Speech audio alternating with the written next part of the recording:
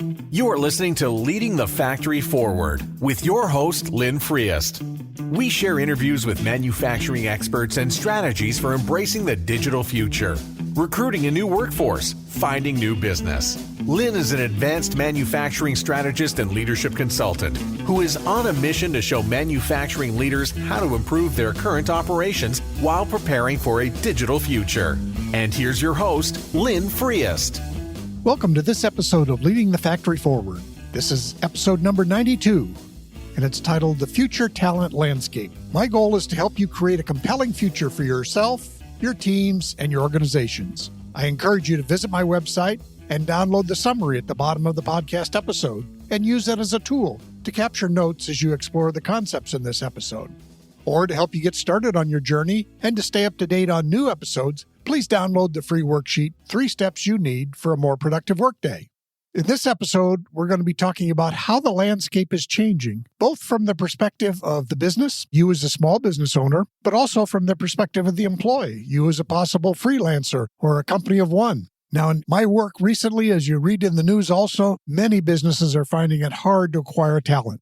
We've completely disrupted the talent picture of the United States with the pandemic, and it may settle down, bounce back, although things may happen. But there are a couple of things that are concerning. There have been in the past about 1 million boomers or seniors leaving the workforce every year. Well, last year there was 2.4 million who left. So that's an extra 1 million people that left the workforce, according to the Wall Street Journal. Also, in other notes, women have left the workforce. And again, they've had to bear the burden of childcare, and with schools not open or various things, daycare's not open, they have had to leave the workforce. And that's, again, they're critical to the success of our workforce and our economy. Well, we're going to look at a couple studies today, one done by Harvard and Boston Consulting Group, and one done by MIT and Deloitte. The first one is called the On-Demand Workforce, and it was done by Harvard and Boston Consulting Group. And there's a couple things that, come up there immediately. It recognizes there are skills shortages, we have rapid automation, and a digital transformation going on. So this is all impacting companies. At the same time, it's impacting people. Quote from there is, how can they find people with the right skills to do the right work at just the right time?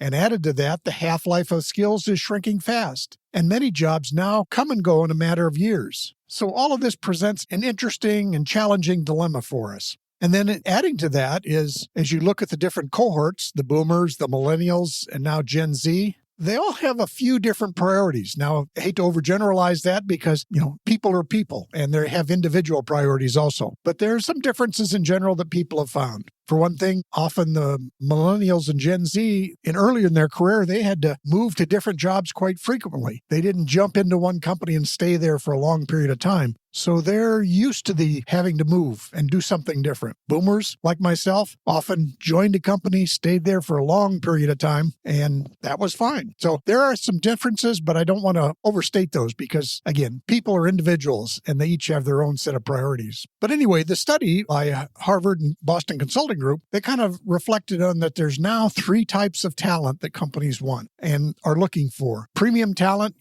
and there's some platforms out there that'll actually help supply that talent to your company. They're labeled by names like TopTal and Catalent, but these are where the highly expertise, and it could be even a senior executive talent. So if a company needs a temporary CFO or a temporary CEO, or if they need a particular high demand skill set like logistics or data analytics, they may go to some of these premium talent providers. The next group of talent workers is more, I'll say, the mid-range of the corporate work. It's the coders, it's the people who are engineers, for example. And on some of these, they call it freelance workers. And some of the places where they find that talent outside their companies are places like Upwork, Freelancer, 99 Designs. And again, this is where, if you're a small business owner, this is where you may be looking for things that if you need talent for a short period of time or you need talent for a particular project, these are places you could consider looking. And then the third category that they looked at was something that's kind of new, and it's around crowdsourcing and innovation. And again, the external platforms for that are InnoCentive Initiative and Kaggle, but this is the place where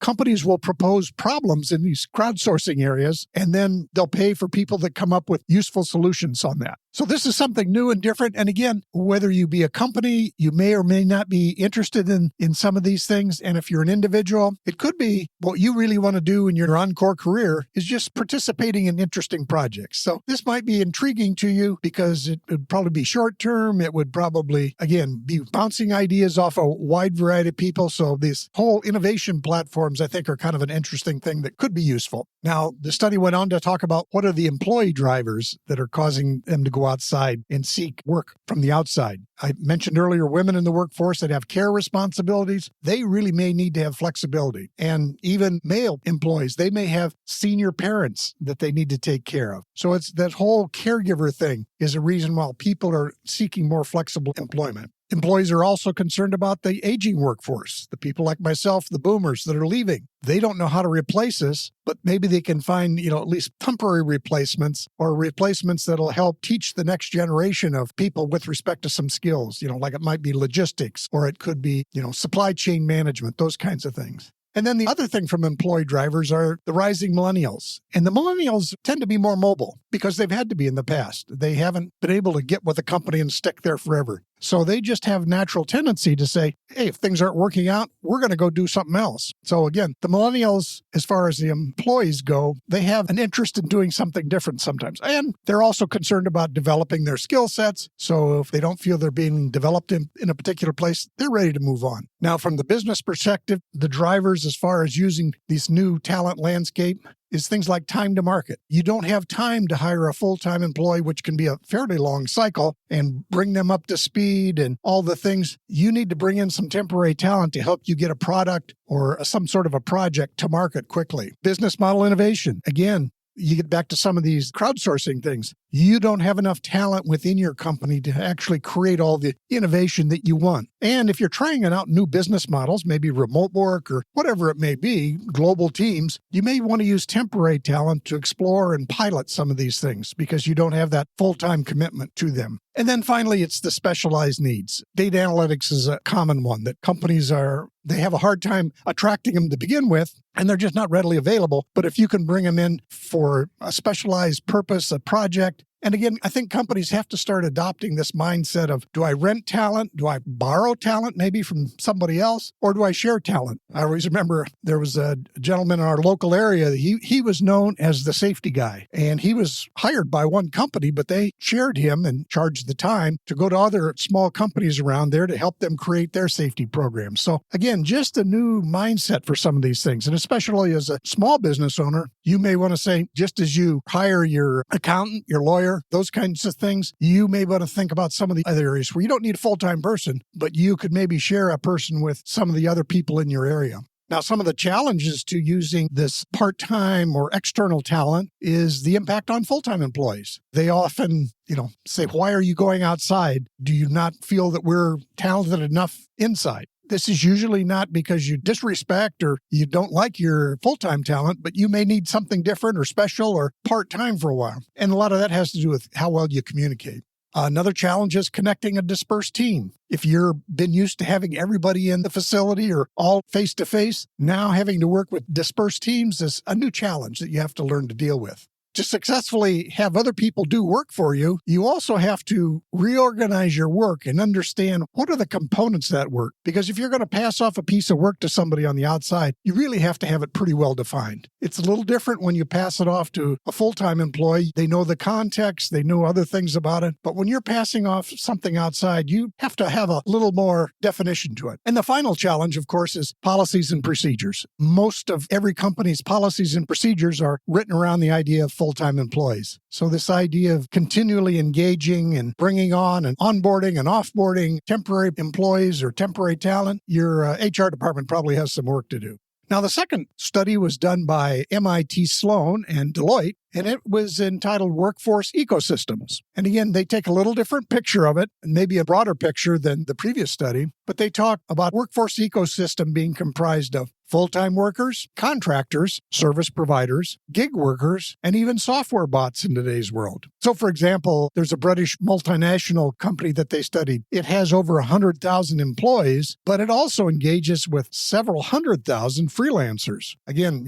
this is engaging with a wide range of people on a massive scale. But NASA has done the same thing to, again, bring in real critical skill sets that they may need only for one project, but don't necessarily need for a career. And then finally, the startups. Startups inherently, they have a founder, they have a couple of people on board. They, again, don't want to always add full-time employees right out of the bat. So they engage with different parts of talent that they can rent, they can hire, they can onboard and offboard as needed. Now, another interesting idea they came across in the study was as employers or employees thinking about boomerang employees. So again, that hadn't been that common in the past, but now you could have somebody that worked for you 5 years ago. They left to find some other opportunity. They've built their skill sets in a different way, and now you could maybe use them again. So in the past, people would often say, well, they left us once, we're not going to bring them back. But in today's world, as you think of what one book, Reid Hoffman from LinkedIn called Tours of Duty, there may be boomerang employees, people that have been with you, left to do something else, and now come back to you. So just from both the employer and the employee side, something to keep in mind. Another thing in this study that was interesting is they ask all the different groups of employees, do you consider yourself a free agent? And what was really interesting was 38% of the full-time employees considered themselves as free agents. So again, that just gives you a flavor of how, at least on the employee perspective, things may be a little different than we had in the past. Now, once again, there are challenges. And again, they mentioned the legal, regulatory challenges, but you also get into some other ones like your quality, your brand, your intellectual property. If all of a sudden a wide variety of people are working on these issues for you, that can be a challenge. So you have to just pay attention to these things. And then finally, you as a company may have equity and diversity priorities. You need to pay attention to that now that you're hiring not only full-time employees, but other types of employees too, so that you are still pursuing equity and diversity priorities for your company.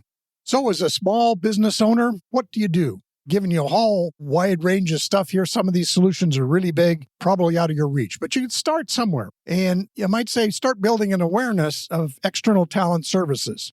And you could start small with some small project, and you go to a place like Upwork or 99 Designs and just go through the process of having somebody do another small project for you to try it out. Again, a small pilot just to get a feel for, okay, what goes on when you do this? And the other thing is to prepare for this kind of work, you start looking at the details of the work your business does. What are the pieces that someone else could do? It really comes back to if you have limited talent in your company and yourself, what is your core value add to your customers? Where are you really adding value? Where are your employees adding value? Maybe they need to be doing more customer-facing work. And so you're going to hire somebody else to do some record keeping or any number of things that isn't customer-facing so that you and your full-time employees can be focused on your customers. Now, in another article from Deloitte, they suggested for businesses that we need to start moving beyond cost reduction and efficiency as the main goal. And we have to start looking at some other things too. We have to look at speed to market. We have to look at innovation. We have to look at resiliency. Obviously, many of us experienced the issue around resiliency during the pandemic and disruptions to supply chains. But again, for small companies or even large companies, if you're just focused on cost reduction and efficiency, you might find yourselves reinvented out of your business, but not driven out by cost pressures. So people may come in with a new idea, and you may have a highly efficient but irrelevant business at that point. So just as a recap, we talked about these ideas. The on-demand workforce from the study by Harvard and Boston Consulting Group, where they talked about 3 types of talent: premium talent, freelance workers, and crowdsourcing and innovation. And then in the MIT Sloan and Deloitte article on workforce ecosystems, we talked about this ecosystem now being comprised of full-time workers, contractors, service providers, gig workers, and even software bots. It'll be interesting to see how that shapes up. We already do that with some of the stuff. Literally, we experience software bots on Amazon every time we go in there. So it'll be an interesting thing for you to just pay attention to as you go forward. So that's sort of the summary for This episode, again, it kind of ties together with the one from the last episode on networks and ecosystems. So what's up next? We're going to continue a mix of solo episodes, interviews with experts of all kinds. And also, I'm going to be sharing more of my thoughts on the silver entrepreneur or starting an encore career, and also be sharing a little bit on a webinar I've got upcoming with respect to the 4 questions that will improve your encore career selection. So look forward to more on that in future podcasts. And again, I encourage you to visit my website and download the summary at the bottom of the podcast episode as you start your exploration of these ideas. Or to help you get started on your journey and to stay up to date on new episodes, please download the free worksheet, 3 Steps You Need for a More Productive Workday. Thanks for listening. We'll see you next time.